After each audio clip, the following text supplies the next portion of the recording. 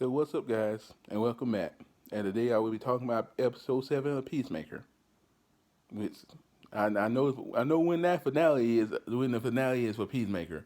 Didn't know the finale for Boba Fett, but it's what it is. But yeah, I'm gonna talk about episode 7, which basically starts off where episode 6 left off, with the freaking butterflies hunting down Peacemaker after they find the diary that Albio was supposed to plant but didn't do a good job of at all. Oh yeah, and of course, they've been compromised because all of them are butterflies now, so can't be trusted at all.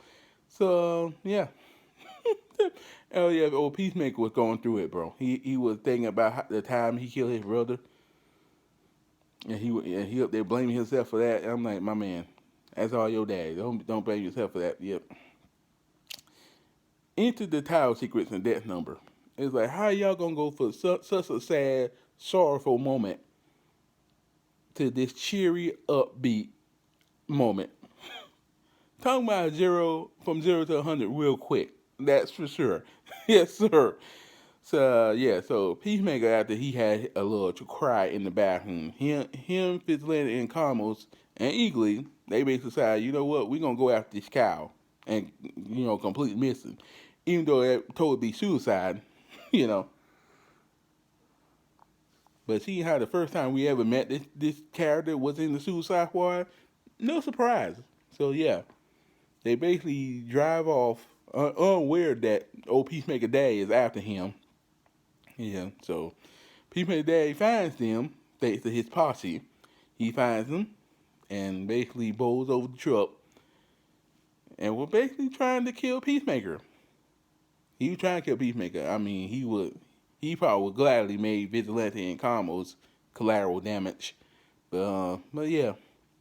But Peacemaker and Combos got away because old Vigilante, he held them off. And then he decided, for some reason, he was going to blow himself up. Like, that's not smart. Not smart at all. That's smart at all. So yeah, Peacemaker, Combos, and Ingley basically takes off into the woods. Yeah. Well, Peacemaker decided, you know what? There's a wild raccoon. Let me tie my helmet to the tail of this wild raccoon, because in the helmet there's GPS tracking in the helmet. So he basically decided he needed to get rid of the helmet, and that what he chose. Oh, look at that wild raccoon. Let me go over there and tie a freaking helmet to his tail. That ain't gonna go bad. The raccoon tore his face up, and he talking about, hey yo, come on, you ain't told me they was like that. It almost like, that's a wild raccoon. Well, you thought they was like. Oh yeah, that fool Vigilante is still alive. He's alive and well. He badly wounded though, and he stole one their car and drive off before passing out. It's like, what? Yeah. Oh yeah. Peacemaker and Carmos, they was almost out the woods until the posse show up, and then they was in trouble. Shout out to Eagly, the MVP. he was laying them jokers out, bro. It's like, what do y'all do out Eagly? So yeah, Peacemaker and Combos, they find Vigilante who just woken up, and they basically like, well, we have a car, and we getting chased. We need to get up out of here. Unfortunately, in the trunk of that car is a bunch of Peacemaker helmets with GPS in it. It's like, oh boy. So they hit about that.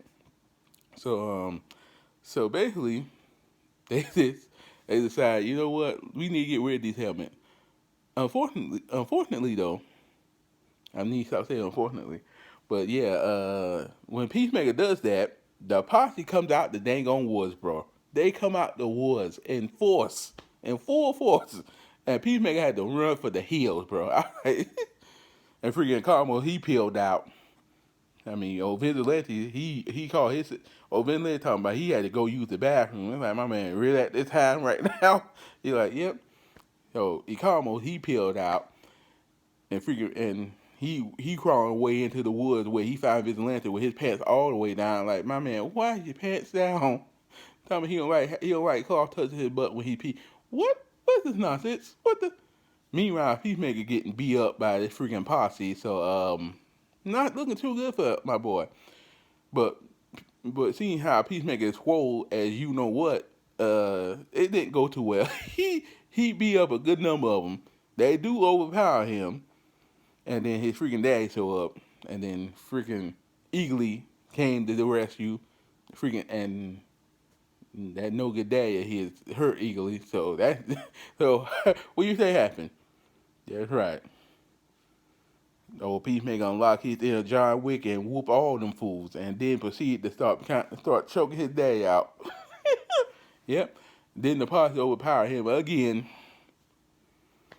but luckily Vigilante is there. So Vigilante he show up. He damaged his dad's suit, and Carmos my man he been hanging around Peacemaker too long.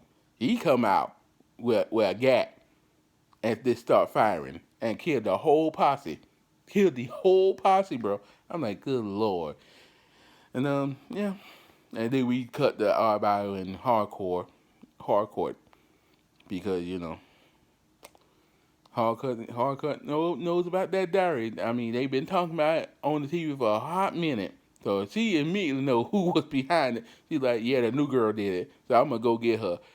And well, we have a little confrontation and during the confrontation, our bio reveals herself to be Amanda Waller's daughter. Yep. that cat right out the bag. And Hardcore wasn't too happy about that. I mean, at this point, Hardcore, she really is into Peacemaker. She really likes Peacemaker now. Like, really. Like, really. Like, she really do like my man a lot. To the point where she calls him, and to leave him a message, she calls him Chris, not Peacemaker. Chris, his first name. I'm like, oh, okay. That's where y'all on now. Okay. But yeah, call him Chris. Unfortunately, his phone, oh God, I said unfortunately again. Yeah, his freak, this girl, I'm so sorry. But yeah, she's unaware that his phone was destroyed by old Vigilante back in the episode 6. So, yeah. Of course, he does get the number. And then, but back to that little confrontation, that was in it thanks to Murray, because Murray, he showed up and was like, look here, the butterflies, they know where we at. We need to get up out of here. I need y'all to chill out and start bickering until we out here. So they hardcore start packing their stuff. And lo and behold, the butterflies show up in droves. Of course, you know what happened. You know how it goes now. Yeah, so O'Murray, he sacrificed himself. Yeah, and the freaking cream butterfly kills him. And then kills the butterfly that was in his head. And it's like, hey, yo, y'all got to go. Y'all got to die. Really. And that's even now, y'all got to go, bro. It's like, but yeah. So that was it. And then Bio and Hardcore goes and finds old boy dead body. And then they find the butterfly. And the butterfly, butterfly and Hardcore had that little E.T. moment. It was like, really? And then it died. And I'm like, oh boy. So, yeah. And then we cut the freaking Jewel Master. Hanging outside of a convenience store, munching on hot Cheetos, as always. And then dude with my car 2.0 shows up and start messing with him. Talking about he like a leprechaun. It's like, really? Really? Okay. With bad news for you guys. That freaking leprechaun can whoop y'all behinds. That leprechaun will beat the brakes off both of y'all, okay? And yeah. Them dudes was in that stove for a long time. It's like, what y'all was doing in that stove? But when they came out, who was waiting for them? Jewel Master. Jewel Master whoop them. Laid the smack down on them. And honestly, dude, I don't know what them two dudes did to that storekeeper, but that storekeeper, he was a little too happy about that. He gave Jewel Master thumbs up. I'm like, dang, what they did. And then Jewel Master took their car and not before kicking one of their hats. Yeah, Jewel Master was being real petty in that mode. Why you gonna beat them up and you gonna kick one of their hats? That's uncalled for. And then take their car and drove off. And I don't know, you're like, where Jewel Master went? to the hotel where Albayo and freaking Hardcore is at, and this walk in and was like, "What's up? What's good?" And proceeded to beat both of them up, bro. Like, good God. Especially hardcore, bro. He gave her the 2 piece, extra crispy with no drink, bro. It's like, well, he whooped her pretty good. Thank God Alabama has a taser, because she zapped the freak out that fool and tied him back up. And let's hope these restraints are restrain him longer than those restraints that they had beforehand. Because, I mean, like, good God. Mm. Oh, yeah, and then Carmo somehow, some way contacted Hardcore, and then Hardcore and Arbayo, they drive to a freaking veterinary clinic. It's like, why they have a veterinary clinic? They walk in and freaking vigilante got a gun pointed on the employee, talking about he gonna sue him because they see his face and talking about they know too much. It's like, man, sit down. You would look at him like, my boy, sit down and chill. What's wrong with you, bro? Luckily the multiple voices of reasoning got inside his head, and he sat down, chill out.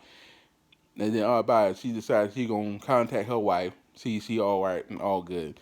That where she finds Peacemaker by himself with eagerly, and Peacemaker is praying. Yeah, he was praying. Hilarious. Like, my man, you really never done that before, have you? But hey, it worked, because eagerly woke up and was like, "Hey, bud, you good? You all right? You straight?" Yeah, he gave Peacemaker a hug. And for our bio sees that and was like, "Oh, that's a sign. I had to complete this mission." They basically tell her wife that. They're talking about her wife will understand. What? You gonna tell? Oh yeah, Eagle was hugging a dude. I gotta complete this mission. It's a sign. So yeah, so basically the rest of them are Bio, Economos, Vigilante, and freaking Peacemaker decide, you know what? Let's make Harcourt our leader. Why not? so so yeah, they basically come up with a plan in front of the employee, no less. They come up with a plan, and the next thing you know, the employee's behind talking about, yes, do this. Freaking Peacemaker like, hold up, y'all just died. And oh yeah, one of the employees got a gun. And like, where the freak the gun came from, son? So yeah, so they tied up the employees. They take their vehicle, and they basically peel out to this ranch where where they come look for the cow. And then Hardcore, and then not Hardcore, our bio gonna tell Peacemaker, oh yeah, I planted that, and Peacemaker like, no duh, I know you did, no you did. And then cut to the butterfly, so to the ranch, and we finally see the cow. What the heck? And you think it's a regular cow? No, it's a big giant bug. It looked like that bug from Starship Troopers, bro. I'm like, what the freak? And they were about to teleport it, and that was the end of the episode. And then, of course, we get more Locke making a fool of himself. Like, Jesus. And, dude, one of them cops, they were trying so hard to keep a straight face. They were struggling, bro. Because Locke was doing too much. He was doing too much. Talking about cleaning this, that's the godliness. I'm like, what does this have to do with anything? Oh, God, I almost dropped him. Think of this crazy mess he was doing. But, yeah, man. Foolishness. I'm like, oh, God. Come on, bro. But yeah, that was the episode. I have to say, I really enjoyed this episode. Crazy, insane, lots of fun. Got really sad in some moments, but hey, other than that, really good episode. I would definitely have to give this 9.5 for sure. I mean, for sure.